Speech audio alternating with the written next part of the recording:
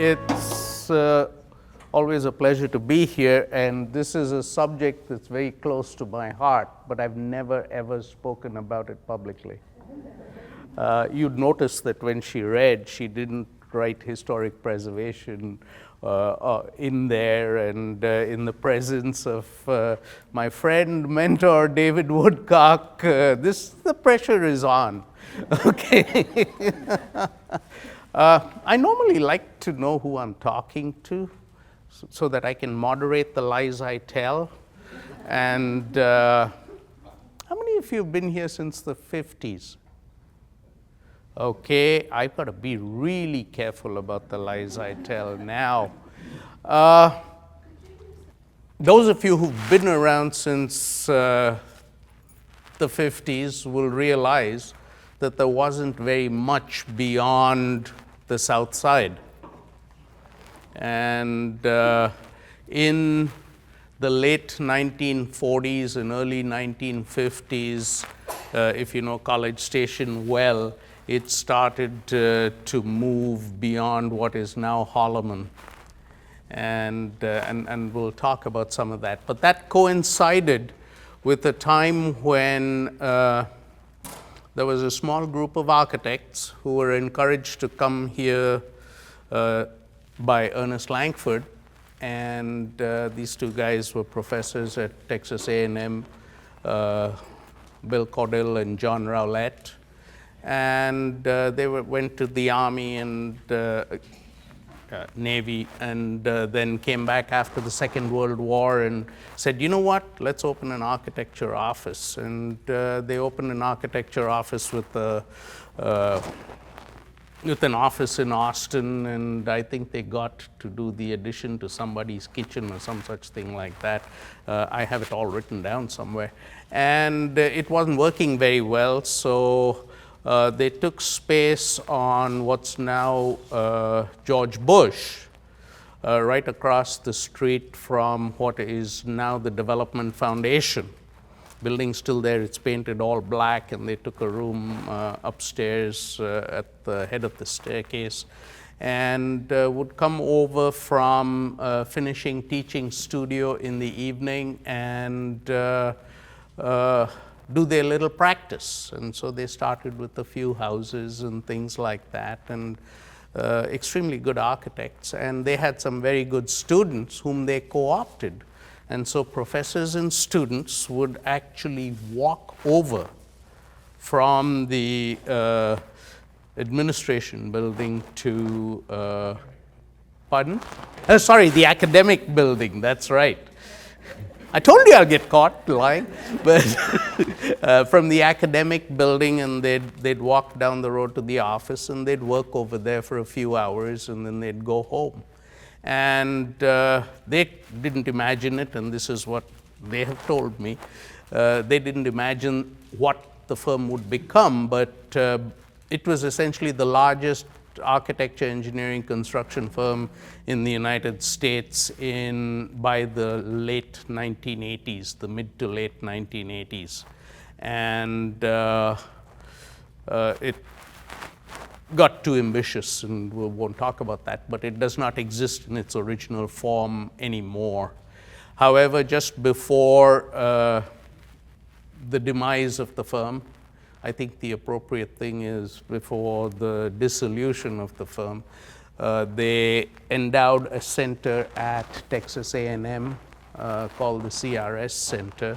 It's now called the CRS Center, and endowed it through several professorships and other gifts. And it's within that framework that we're able to try and look at their impact on College Station. And personally, after studying my master's degree, went and worked at CRS and never really resigned from there, but came back to do a PhD, and I kind of commuted a little bit back and forth, and then after CRS dissolved, then just by virtue of the fact that I worked there and still knew people, I became a sort of a liaison with that group of people between the Department of Architecture here and that, and ended up being the director of the center. So I'm going to go through just a little bit of the background, and we'll get into a little more detail about some of those houses, 3 of them in particular. Okay, so these are the 4 people, Caudill, Rowlett, Scott, and Pena. Caudill and Rowlett were the professors, Wally Scott, their students, and the name, of course, was just Caudill Rowlett Scott. And being the inquisitive guy I am, I asked Willie, and I asked him this over a 30-year period, why wasn't your name there? Because you became a partner in the firm just a few months after Scott. And he would keep telling me that no, CRSP would be crisp. That's not a good acronym for an architecture firm. He finally admitted to me when he was like 97 or 98 or some such thing that it may have negatively impacted their business at the time to have a name like Pena on the masthead, because most of their clientele at that time were rural school boards in Texas and Oklahoma and places like that. And Caudill, of course, said it several times before that, and Pena always denied it. But that gives you a measure of the sort of people they were. They were fascinating people.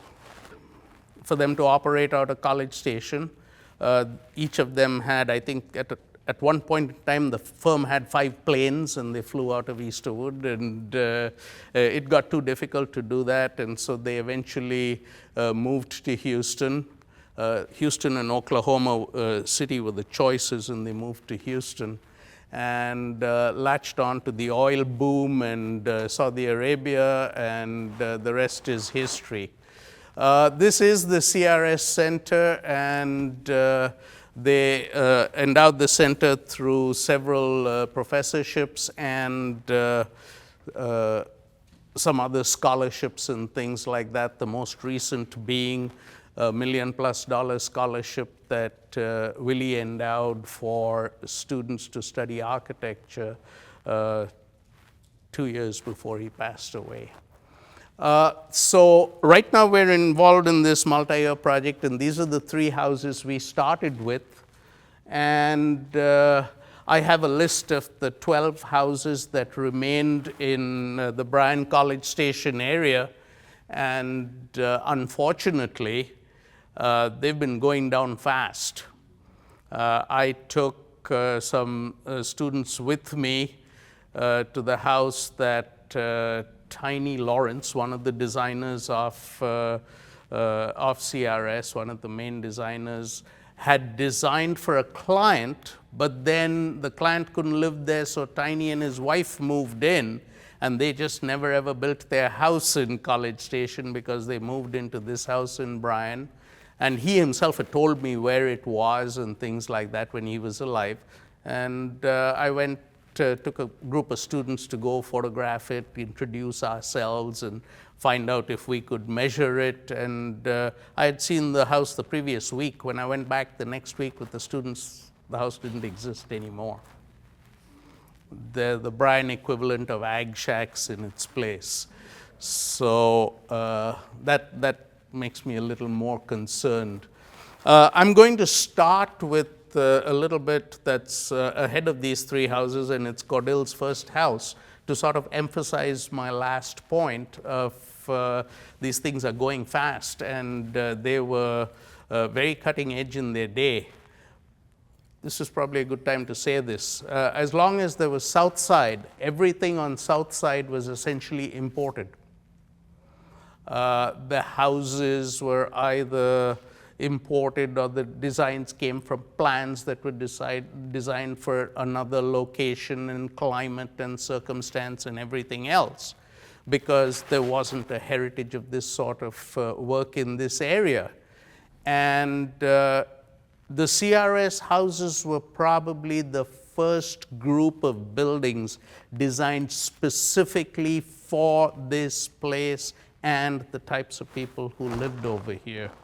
And that, I think, is something that we have lost when we start to look at some of the newer developments, which could be anywhere in Texas or in Georgia or anywhere else, and with very little consideration given to either their orientation or their form or the way they keep heat out or let heat in the winter. And so that's sad, because this is one of the places that led small towns in defining what a small town could be.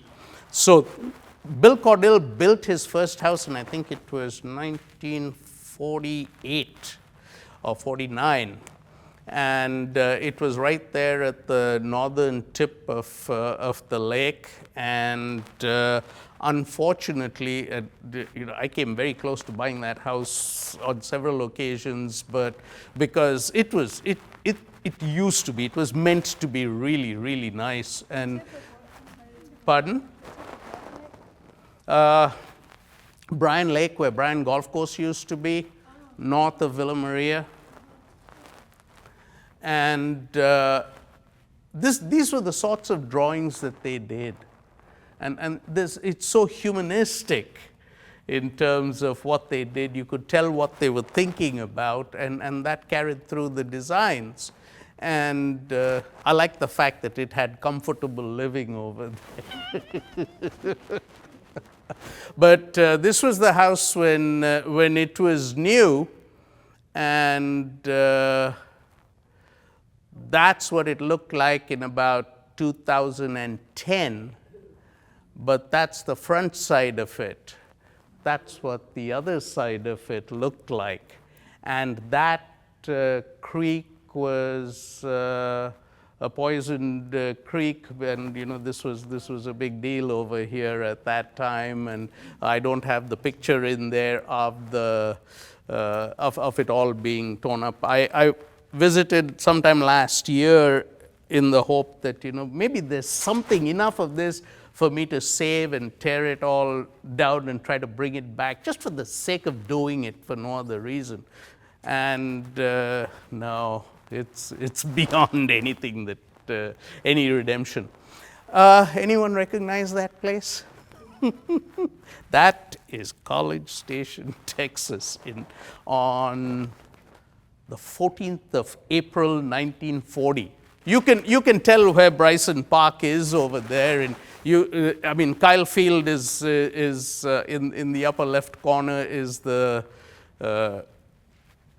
landmark over there. But you will notice that College Station, well, it sort of ended a little after South Side. There wasn't anything else after that.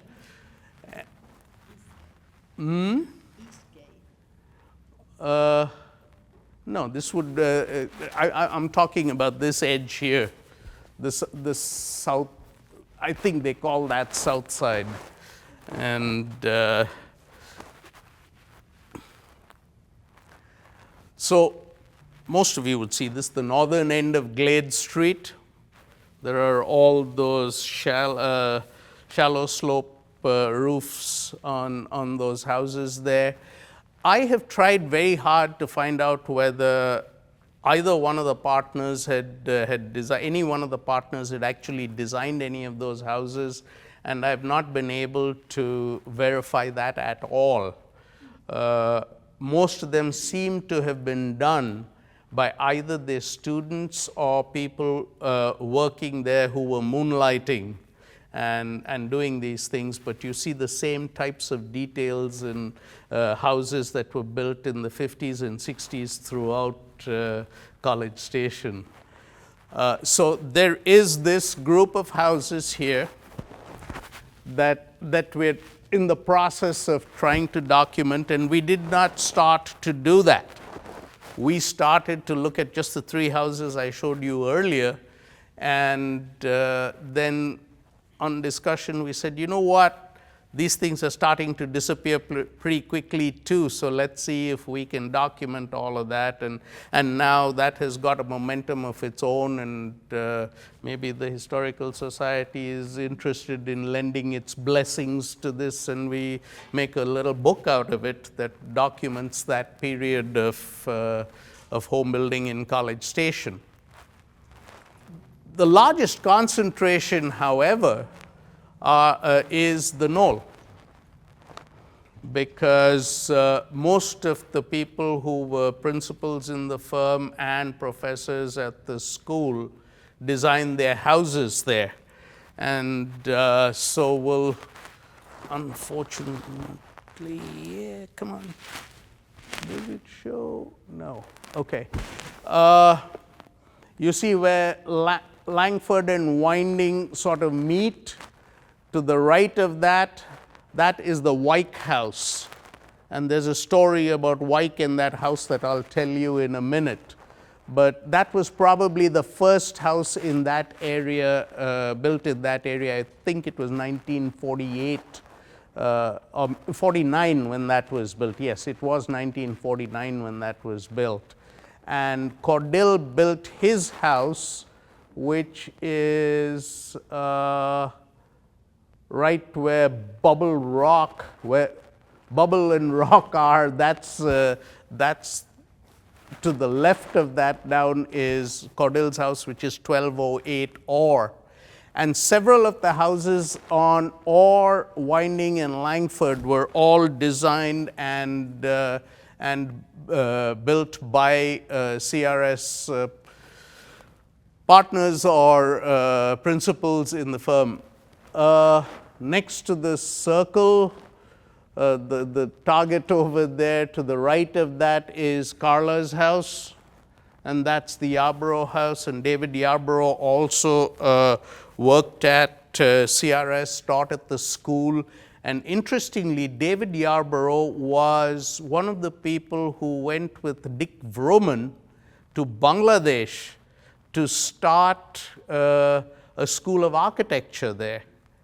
And David stayed there for 2. Were you here at that time, David? I was here while they were away. Oh, okay, okay. They were in what was then East Pakistan. That's correct, yes, yes. In 1962 when I first came. Yeah, because I believe that they left in either late 60 or early 61 based on what I've been able to find. But I think it's absolutely fascinating that from this little town in the middle of Texas, they started a whole architectural movement in another country. And I've started to document who these people were. And one of them lives in Austin, and another one lives in New Mexico. They were on the first group of students who came here. And so we're working at documenting those sorts of things too, because there's a tremendous amount of impact that went on there.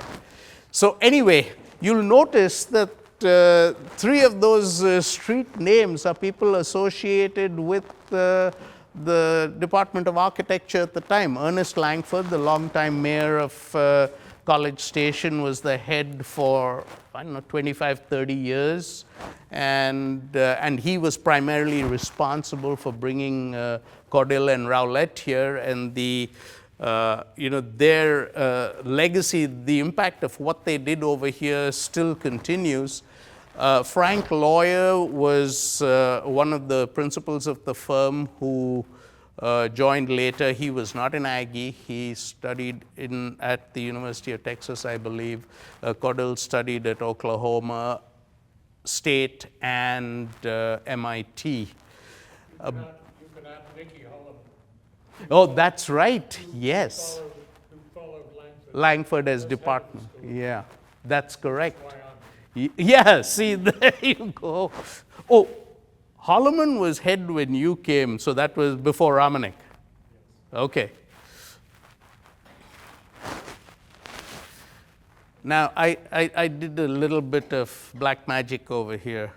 I took a regular map of College Station as it is now and superimposed that 1940 map that I showed you earlier and scaled it to the same size so that the streets line up.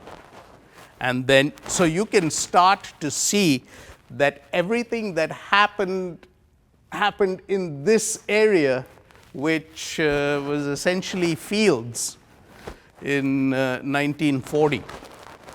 And that is where, oh, we got to the Murdoch house. Okay, I thought this would be the White House, but sorry, wrong slide. But yeah, okay, Murdoch got in there. So that is where Wyke, who was a very famous person, commissioned Bill Caudill to design his house. Now, Fred Wyke was an aircraft designer in the 1920s and 30s. He was friends with Charles Lindbergh and all these sorts of people. And there are certain parts to the nacelle of an engine and all those sorts that are still named after Fred Wyke because he developed all these things. But after the post-war, I mean, as long as the war was going on, there was that boom of development, but post-war, that sort of dropped off. And that's when NASA started to take hold, and so Fred Wyke was at NASA, and he decided that, you know what, oh, by the way, he had designed some aircraft too, okay? One of those aircraft, it was called the Euro Coupe. 6,000 of those things were made, and so, yeah, and he turned his attention to agricultural spraying. And that's how he ended up coming to Texas A&M and decided that he wanted to build a house.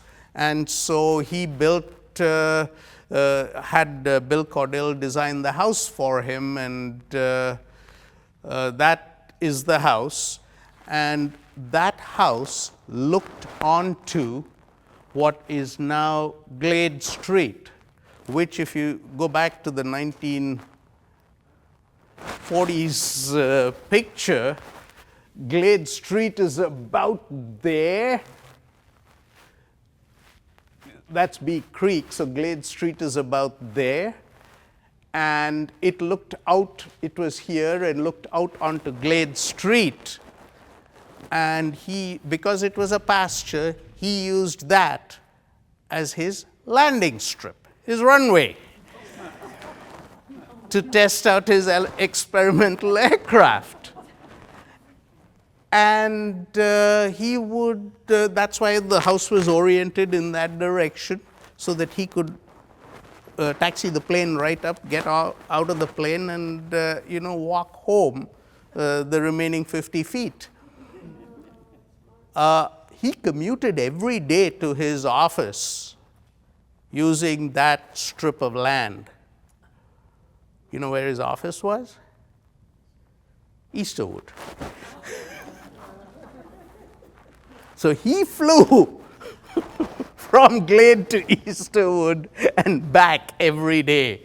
This was a different time. And that house is still here. Yes, so we're going to look at some pictures of that house. That's what it looked like then. And this house has some exquisite detailing. I have maybe about 100 pictures of the detailing, and I wasn't going to bother any of you with all of that. It's on the corner of Langford and Winding.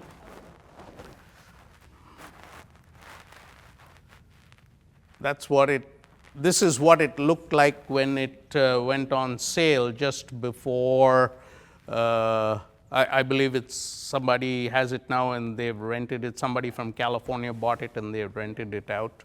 The previous owners were actually faculty at Texas A&M, and they didn't stay for very long, and they wanted to actually do a whole bunch of things to it, and got a hold of me to see if I could help them out, but by that time they had to move. But there's some absolutely fascinating detailing up there where those windows are that are movable louvers, depending on whether it's summer and you close them so that the sun doesn't come in, and open them in winter so you get the passive solar benefit. So you can see just by the spaces that they're fascinating. All that wood was specifically cut for the houses. I verified that with Willie Pena many years later, and they would actually go to the sawmill and choose the wood. And so these are still wonderful places to live in. They're a little difficult to get working though. This is the Murdoch house. And there's a little change over here because this is in Bryan. It's on Rosemary, South Rosemary, and I thought I had this last, but you can see that the old 1950s car. So this was built in 1948, and the White House was 1949. And that's what it looked like in about 2007 or so. And that's what it looked like about 5 years ago, 6 years ago when it was up for sale. That's what it looked like. And this is what it looks like now. And that's what can be done to these houses, compared to what they were just when they were being sold. Actually, Caudill's house, the pictures over there are much nicer than what I have over here. But anyway, I'll stop there now because I'm a couple of minutes ahead of where I needed to be at this time. Any questions?